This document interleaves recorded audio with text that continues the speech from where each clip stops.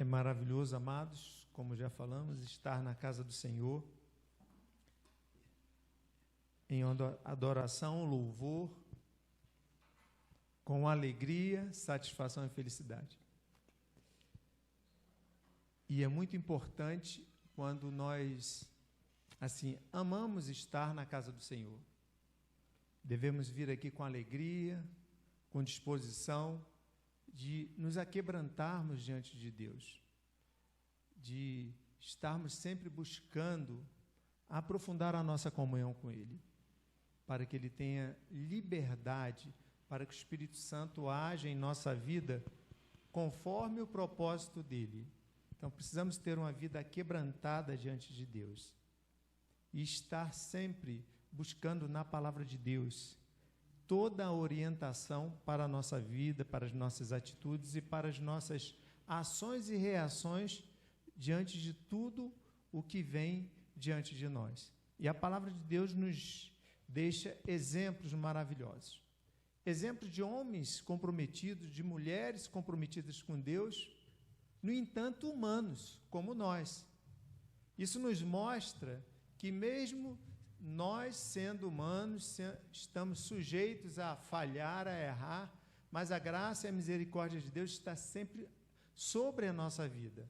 No momento em que nós entregamos a nossa vida ao Senhor Jesus Cristo e buscamos segui-lo com sinceridade, com fidelidade, fazendo a nossa parte, sabemos que as dificuldades vêm tribulações, mas esses devem ser os momentos em que nós nos coloquemos ainda com mais aquebrantamento e humildade diante de Deus. E Deus age a nosso favor. Muitas vezes, Ele cura, muitas vezes Ele permite, assim, que a pessoa fique com a enfermidade, mas Ele dá graça, Ele dá paz, para nós passarmos por essas dificuldades, mas sempre honrando e glorificando o nome dEle. E nós hoje vamos estar refletindo sobre a vida do rei Ezequias, um homem de Deus que recebeu, assim, uma menção de ser um rei no período do reinado de Judá, que não teve rei igual a ele antes e nem depois. E nós vamos estar lendo a palavra de Deus, que se encontra no livro de 2 Reis, no capítulo 20, nos versículos de 1 a 11. O interessante de se falar isso de Ezequias, que mesmo ele tendo essa intimidade com Deus, a palavra de Deus apresenta falhas na vida dele, mas também apresenta o aquebrantamento diante de Deus. E o que Deus faz na vida dele fica uma lição muito forte, muito latente para a nossa vida, para nós buscarmos viver segundo a vontade de Deus, apesar de tudo que venha sobre a nossa vida. Eu convido a igreja a se colocar de pé, que diz a palavra de Deus. 2 Reis, capítulo 20, versículos de 1 a 11. Naqueles dias adoeceu Ezequias mortalmente, e o profeta Isaías, filho de Amós, veio a ele e lhe disse: Assim diz o Senhor, põe em ordem a tua casa, porque morrerás e não viverás. Então virou o rosto para a parede e orou ao Senhor, dizendo: Ah, Senhor, suplico-te lembrar de que andei diante de ti em verdade, com o coração perfeito, e fiz o que era bom aos teus olhos. E chorou Ezequias muitíssimo. E sucedeu, pois, que, não havendo Isaías ainda saído do meio do pátio, veio a ele a palavra do Senhor, dizendo: Volta e dize a Ezequias, capitão do meu povo, assim diz o Senhor, o Deus de Davi, teu pai: ouvi a tua oração e vi as tuas lágrimas, e eis que te sararei ao terceiro dia, subirás à casa do Senhor. E acrescentarei aos teus dias 15 anos, e das mãos do rei da Síria te livrarei, a ti e esta cidade, e ampararei esta cidade por amor de mim e por amor de Davi, meu servo. Disse mais Isaías: tomai uma pasta de figos, e a tomaram e a puseram sobre a chaga, e ele sarou. E Ezequias disse a Isaías: qual é o sinal que o Senhor me sarará, e de que ao terceiro dia subirei à casa do Senhor? E disse Isaías: isto te será por sinal da parte do Senhor, de que o Senhor cumprirá a palavra que disse: adiantar-se-á a sombra de 10 graus, ou voltará 10 graus atrás? Então disse Ezequias: é fácil que a sombra decline 10 graus. Não seja assim, mas que volte a sombra 10 graus atrás. Então o profeta Isaías clamou ao Senhor e fez voltar a sombra 10 graus atrás, pelos graus que tinha declinado no relógio de sol de Acais. Oremos. Pai de amor, aqui está a tua palavra, Senhor, demonstrando o seu cuidado, demonstrando o seu poder. Pai, que possamos buscar a cada dia mais nos aprofundarmos na tua palavra, que possamos colocá-la em prática nas nossas vidas, para que assim, ó Pai de amor, possamos a cada dia aprofundar a nossa comunhão contigo, para que a cada dia, Senhor Deus, possamos viver para a honra, para a glória e louvor do teu santo nome. Fala aos nossos corações, ó Pai, para que assim possamos sempre viver conforme a tua vontade, que o nosso coração seja uma terra fértil, preparado para receber a tua palavra, para ela germinar e frutificar na nossa vida, para a honra, glória e louvor do teu santo nome. É o que nós pedimos e agradecemos hoje para todos sempre. Amém. A igreja pode sentar. Amados, o rei Ezequias foi o 12º rei, depois que houve aquela separação do reino de Israel entre o reino do norte e o reino do sul. O reino do norte passou a ser governado por Jeroboão e se distanciou de Deus. O reino do sul foi governado por Roboão. Roboão foi o primeiro rei de Judá nessa situação em que a Bíblia se refere aqui, que antes de Ezequiel e depois de Ezequiel não houve um rei como ele, se referindo a essa sequência de reis de Judá. E nós sabemos que Ezequias teve um pai que se chamava Acais, e foi um pai que não serviu a Deus, foi um pai que colocou altares estranhos dentro do templo, foi um pai que sacrificou um filho no fogo a Deus, outros deuses. Então foi um rei que se destoou totalmente da vontade de Deus. Então Ezequias não pôde ver no seu pai o exemplo de um homem que servia a Deus, pelo contrário. Mas, pelo que a Bíblia relata sobre Ezequias, teve quem ensinou Ezequias, nos seus momentos de infância e de juventude, sobre a palavra de Deus. E ele se sujeitou à vontade de Deus, se comprometeu com o Senhor Deus, e por isso ele teve uma vida diferenciada do seu pai, diferente do pai de Acais, que foi Jotão. E Jotão, ele foi assim um filho obediente ao seu pai, que foi Uzias. Uzias, vocês se lembram que sobre Uzias fala que Isaías teve aquela visão de Deus da sua convocação para profeta, para anunciar a palavra de Deus, porque fala no dia da morte de Uzias, no ano da morte de Uzias, é que Isaías teve aquela revelação. E Isaías foi um profeta que profetizou no período de Uzias, de Jotão, de Acais e de Ezequias. E no contexto bíblico, Isaías está ali orientando Ezequias, mostrando tudo que Ezequias deveria fazer e como ele deveria se comportar, e ainda ouvindo, dando a resposta de Deus a Ezequias a tanta coisa que fazia. Nós vemos aqui no texto que Deus manda Isaías avisar Ezequias, para que Ezequias colocasse a sua casa em ordem. E vemos que porque ele morreria. E ele vira para o canto, na cama, e clama e chora ao Senhor, como nos diz aqui a palavra do Senhor. Ah, Senhor, suplico-te lembrar de que andei diante de ti em verdade, com o coração perfeito, e fiz o que era bom aos teus olhos. E chorou muitíssimo Ezequias. Quando ele fala isso, nós podemos nos lembrar do que a palavra de Deus nos falou aqui no capítulo 18, no versículo 5, se referindo justamente a Ezequias. Logo ali no início, quando ele começou a reinar, porque fez tudo que era bom, tudo que parecia correto aos olhos de Deus.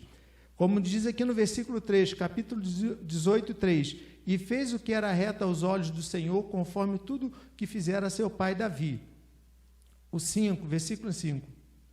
No Senhor Deus de Israel confiou, de maneira que depois dele não houve quem fosse semelhante entre todos os reis de Judá, nem entre os que foram antes dele. Quer dizer, depois e os que foram antes dele, que reinaram no reino de Judá, ninguém foi como ele, porque no seu crescimento no relacionamento com Deus, ele buscou andar em santidade. Relata, tanto em 2 Crônicas, como aqui, a posição em que Ezequias fez, porque Acais fez muita coisa errada. Acais fechou o templo, mas diz a palavra de Deus, lá em 2 Crônicas, em que Ezequias, quando ele assumiu o reinado, vivendo em santidade com Deus. O que ele fez? Ele restaurou tudo o que Acais tinha desfeito. Ele fez o templo ser reconstruído, algumas partes que estavam ali danificadas. Ele abriu as portas do templo, ele mandou purificar o templo, ele ordenou a todos os sacerdotes, todos os levitas a se santificarem. Então ele fez uma reforma, ele fez um avivamento no tempo dele. Ele fez com que o povo voltasse a adorar, voltasse a servir a Deus. O coração dele estava voltado para o Senhor Deus. Ele buscava viver em santidade, ele buscava fazer a vontade de Deus. A relevância foi tão grande disso, que ele promoveu uma Páscoa, como diz aqui a referência, que desde Salomão não tinha até aquele dia, em que todos se consagraram, em que todos fizeram isso. Por isso que ele tinha essa intimidade com Deus. Ah, amados, aí já tem a primeira lição que nós temos da vida de Ezequias. Vemos que ele é uma pessoa como nós, sujeito a errar. Ele errou depois, mas se arrependeu. Todos nós temos essa possibilidade, desde que busquemos viver em santidade diante de Deus, desde que busquemos nos derramar na presença de Deus, desde que busquemos a ter uma vida, um espírito de humildade diante de Deus. No momento que nós nos aquebrantamos, nos colocamos na presença de Deus e apresentamos as nossas necessidades e temos uma vida de constante oração e buscando a santidade, nós aprofundamos uma comunhão tão maravilhosa com Deus, que Deus vai dirigindo a nossa vida, vai nos protegendo. Se os irmãos lembrarem, a Assíria cercou ali com 185 mil homens. Quando afrontaram a Ezequias, que levaram ao conhecimento de Ezequias o que estava acontecendo, os mensageiros vieram com roupas rasgadas, chegaram a Ezequias, e Ezequias rasgou as suas vestes, em ação, em atitude de humildade, de aquebrantamento diante do Senhor, entrou no templo e mandou os seus mensageiros levar a mensagem para Isaías. E Isaías deu a resposta para ele. E aí nós vemos uma vida que busca ter humildade diante de Deus, uma vida que é aquebrantada diante de Deus. E fica essa lição. E ainda temos outra lição. Nós precisamos também ser instrumento dessa forma na vida dos nossos filhos, para que possamos ensiná-los Ezequias teve com certeza alguém que o ensinasse no caminho do Senhor. Não foi o seu pai, mas Deus levantou. Mas isso Deus nos concede como servos de Deus para fazermos isso. E diante disso, Ezequias recebe essa notícia tão terrível. E ele ora ao Senhor dessa forma, de um coração de humildade, aquebrantado. E Deus faz o quê? E Deus faz com que Isaías volte. E Isaías volta ali e conversa e fala para Ezequias que Deus iria curar e que no terceiro dia ele ia estar no templo. E vocês veem que Deus é misericordioso. E Ezequias ainda pede uma prova a Deus. Veja como nós, seres humanos, apesar de muitas vezes estarmos em comunhão com Deus, somos sujeitos a falhar. Aí foi uma falha dele, mas Deus é tão misericordioso que Deus aceita aquilo que ele conversou com Isaías, e Isaías apresentou, e ele clama. E Isaías clama a Deus para que a sombra do relógio de Acais era um relógio que eles usavam para marcar o tempo. O declinar se referia ao sol ir no caminho dele normal, em que ia mostrando qual era o horário que estava indo. Então ele achou que seria fácil. Não, quero ver voltar. O que significa dizer isso? Ali Deus moveu no sol, mas nós sabemos que eles pensavam que era o sol, mas sim no sistema solar, para que aquela sombra voltasse. A ciência não consegue explicar isso. A ciência não explica. Mas nós cremos pela fé que foi isso que Deus fez. Olha como Deus cuida de nós. Nós precisamos confiar cada vez mais no Senhor Deus. Para quê? Para que Ele esteja agindo na nossa vida e nós vamos compreendendo tudo aquilo que Deus vai fazendo. Por que Deus atendeu isso? Por causa do histórico de vida de Ezequias. Ezequias, ele foi cuidadoso com o templo, ele foi cuidadoso com o culto de Judá ao Deus Todo-Poderoso. Ele buscou a santificar todas as coisas para que o culto retornasse, para que o povo retornasse a servir a Deus. Então, nós precisamos estar fazendo isso em relação aos nossos irmãos, aos nossos filhos, aos nossos parentes. Nós precisamos ser um testemunho, uma pessoa que esteja clamando pelos nossos familiares, não abrindo mão de forma nenhuma desses familiares. Mas nós vemos aqui na história de Ezequias, nessa trajetória, como eu falei, que como nós somos falhos, ele também era falho. E o que aconteceu nisso tudo? Ezequias, infelizmente, deixou o orgulho chegar ao seu coração. E, nesse momento, ele se distraiu daquilo que Deus estava fazendo. E Deus permitiu isso acontecer. E essa fica uma lição para cada um de nós. Reparem, qual foi a ordem que Deus deu a Ezequias através de Isaías? Coloca a tua casa em ordem, porque certamente morrerás. E seria naqueles dias ali mesmo. Mas como Ezequias clamou ao Senhor, Deus prolongou mais 15 anos de vida, de existência de Ezequias. Só que Ezequias, diante daquilo tudo, de todo esse sobrenatural que Deus fez na vida dele, ele vacilou na sua humildade, na posição de se aquebrantar diante de Deus. Como consequência disso, nós vimos o que aconteceu. Ele simplesmente mostrou tudo aqueles representantes da Babilônia que vieram ali com presentes, falando da enfermidade, mas querendo sondar o que tinha ali no reino dele. E ele mostrou tudo.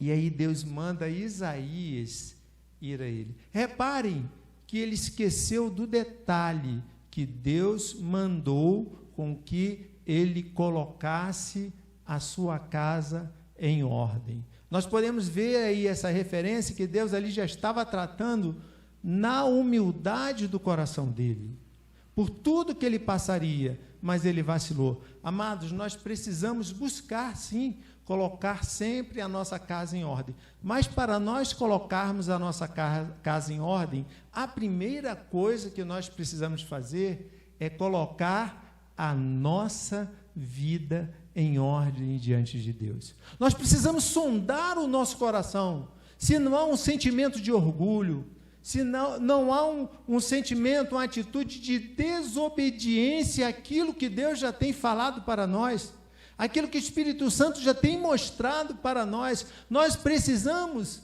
fazer como Jesus Cristo falou para os discípulos, que quando ele voltou, os discípulos estavam dormindo. O que Jesus Cristo falou para eles? Vigiai e orai.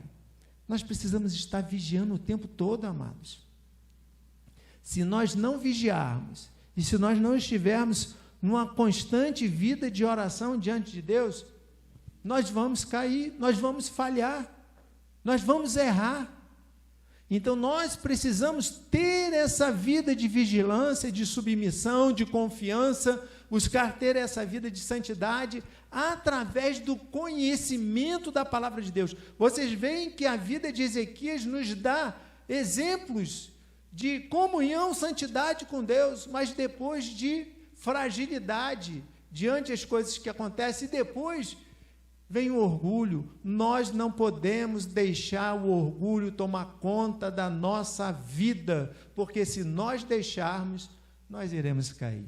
Nós não faremos a vontade de Deus, mas Deus manda Isaías a ele. Isaías pergunta o que ele tinha mostrado. Irmãos, e ele fala tudo o que ele mostrou todas as coisas. E Isaías, então, dá uma palavra do Senhor para ele dura.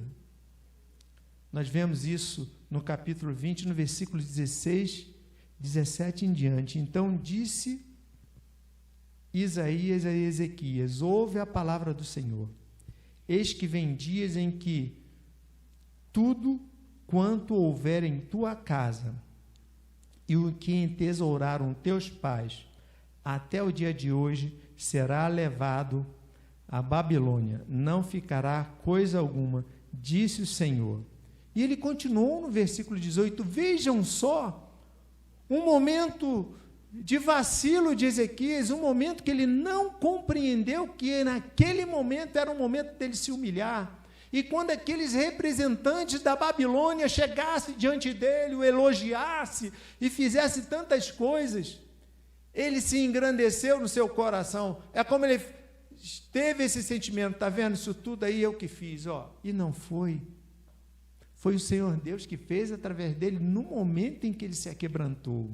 Como é perigoso, irmãos, no momento em que nós estamos prosperando, no momento em que nós estamos fazendo a vontade de Deus, no momento que Deus está nos usando, seja para ser instrumento de salvação, seja até para fazer um milagre, qual seja o momento, esse é o momento de nós nos aquebrantarmos mais ainda diante do Senhor, porque senão o orgulho pode bater no nosso coração.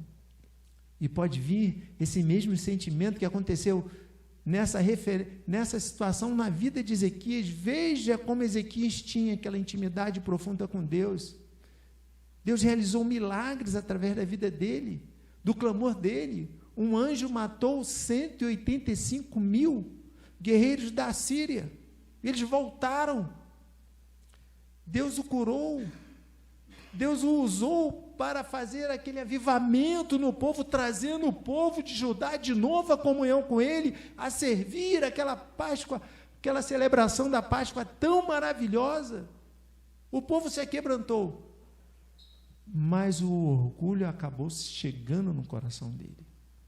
Nós precisamos ter um coração quebrantado diante do Senhor, para continuarmos sempre sendo usados por Deus. Porque pode ter certeza, o inimigo vai chegar no nosso coração, vai falar no nosso ouvido, vai trazer, ele fala trazendo pensamentos à nossa cabeça. Aí de repente a gente pensa assim, A igreja só está assim é por causa de mim. Ah, está vendo o que eu faço? Deus faz prosperar. Irmãos, isso é perigoso. É sempre Deus fazendo tudo. E Ele vai fazer em função da nossa vigilância, de buscar a santidade, de nos aquebrantarmos diante de Deus e buscarmos sempre fazer a vontade do Senhor Deus. Nós precisamos vigiar, isso é urgente. Graças a Deus a igreja está crescendo, estão vindo mais pessoas estão se convertendo, a classe de integração, de receber novas pessoas está funcionando. Deus tem abençoado a nossa igreja. Mas para que nós continuemos assim, precisamos ter a compreensão que precisamos nos humilhar diante de Deus e clamar ao Senhor Deus para estarmos atentos, para que em momento nenhum nós achemos que é por causa de mim, ou por causa de você, ou por causa de Betrano. Não. É a ação poderosa de Deus através da vida de cada um servo dele que está aqui. E diante disso nós vemos o que aconteceu, amados. E a palavra continua. E ainda até teus filhos que procederem de ti e que tu gerares, tomarão para que sejam eunucos no paço do rei da Babilônia. Vocês lembram? Daniel, Sadraque, Mesaque e Abednego era da descendência real. Quando ele fala a teus filhos aqui, ele está se referindo à descendência dele. Foram como eunucos para a Babilônia. Deus os usou ali, mas eles foram como eunucos. Eles foram como escravos. Saíram da sua casa. E Deus deu essa condenação. E nesse momento ainda, Ezequias ainda estava tomado pelo orgulho, que ele não compreendeu o que Deus fez. Essa palavra de Deus, amados, Deus é misericordioso. Deus não atendeu, não destruiu aquele exército diante do aquebrantamento dele? Fez isso. Diante do aquebrantamento dele, em relação à saúde, Deus não deu mais 15 anos de vida para ele? Deu. Aqui seria o momento do rei Ezequias se aquebrantar diante de Deus e confessar e se humilhar para que Deus revertesse essa situação. Mas não. E lembrar da ordem que Deus deu: coloque a tua casa em ordem.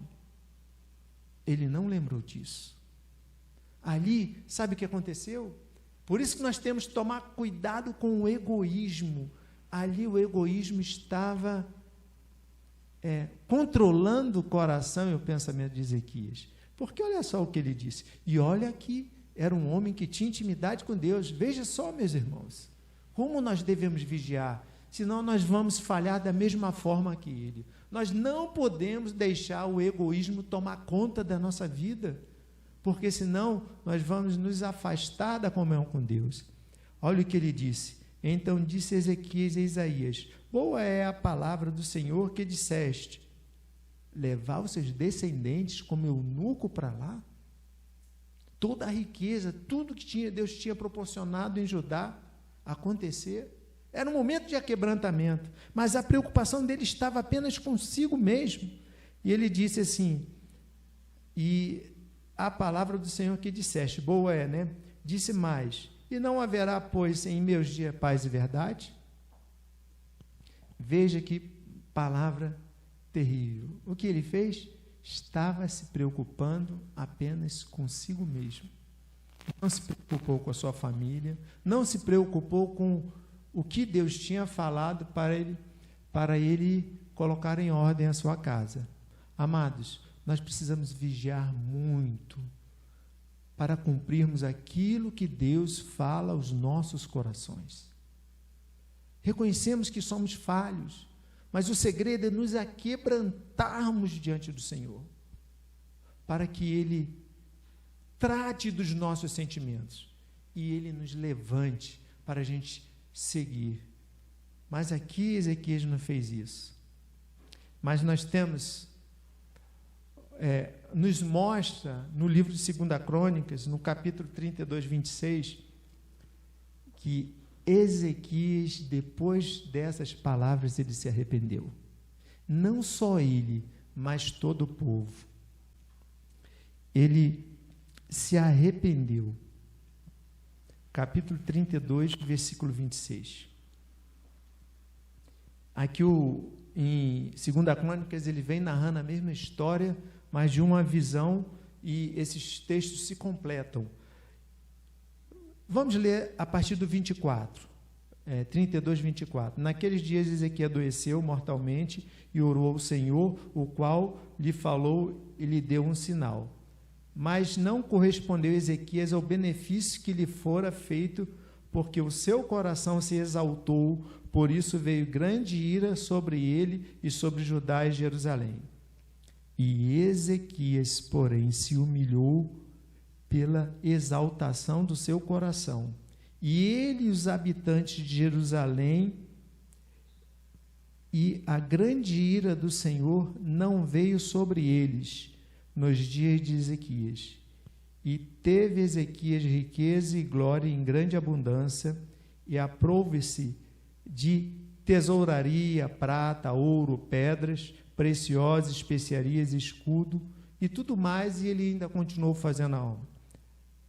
Mas, assim mesmo, ele não continuou vigiando. Por quê?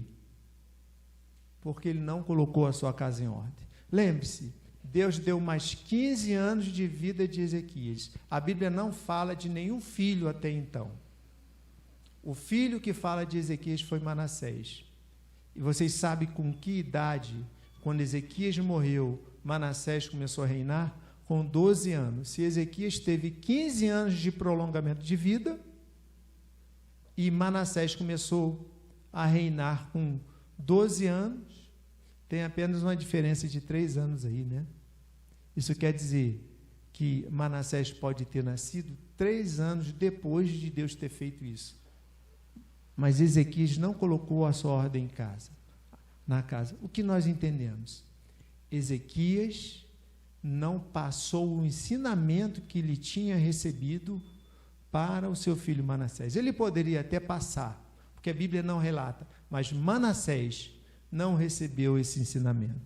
Então, fica uma outra lição para nós.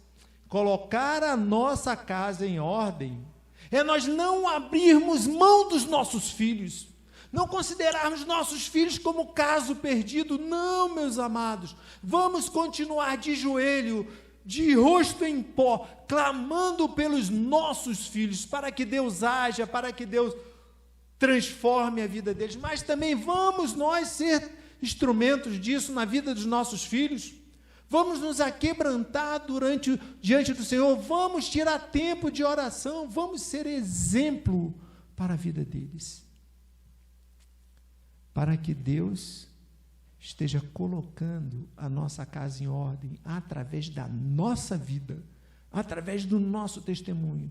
Nós não podemos abrir mão dos nossos filhos. O nosso desejo sempre deve ser o quê? Que a nossa descendência vai ser uma descendência bendita em Deus, para viver na eternidade junto conosco. Coloque isso no teu coração, porque essa é a vontade de Deus, e não abra mão dos seus filhos. Não os joguem fora, porque vamos clamar ao Senhor. Vamos dar o exemplo. Eu sei que é uma situação difícil para o pai, os filhos não estarem na presença do Senhor, é muito difícil, mas não abra mão. Clame por eles, porque Deus vai levantar a salvação para eles. Não abram mão e continuem lutando e orando, porque Deus atende a oração. E diante disso nós vemos que precisamos ter intimidade com Deus. E nós sabemos que nós conseguimos isso em buscar ter uma vida de santidade, em buscar conhecer a palavra de Deus, e em buscar viver a palavra de Deus. Confiar no Senhor e mantermos sempre um coração humilde, aquebrantado diante de Deus. E viver esse evangelho para a honra e glória do Senhor Deus. Não abrindo mão. Eu sei que mesmo nos momentos de tanto sofrimento, de tanta fraqueza, quando nós nos aquebrantamos nas mãos de Deus, Deus assim nos toma e nos abençoa e nos conduz e conforta o nosso coração. Então nós precisamos fazer isso, porque esta é a vontade de Deus. A Bíblia diz que Deus quer que todos os homens se salvem. Todos. 1 Timóteo 2,4. Está lá escrito. A vontade de Deus é que todos os homens, quando fala homens, nós entendemos seres humanos. Então vamos buscar em Deus, não vamos abrir mão. De repente nós podemos ir até na frente dos nossos filhos. Mas quantas pessoas eu já vi de testemunho que o pai e a mãe orou, Deus chamou o pai e a mãe e depois o filho se converteu e foi servir ao Senhor. Os pais não alcançaram, mas vão encontrar com Ele na glória. Não abra mão de orar pelos seus filhos. Não abra mão de orar pelos seus pais, pela sua mãe, pelos seus irmãos, pelos seus familiares, porque esta é a vontade de Deus. E sempre termos um coração aquebrantado diante do Senhor. E sabe o que o Senhor vai fazer? O sobrenatural na nossa família, para a honra, para a glória e louvor do teu santo nome.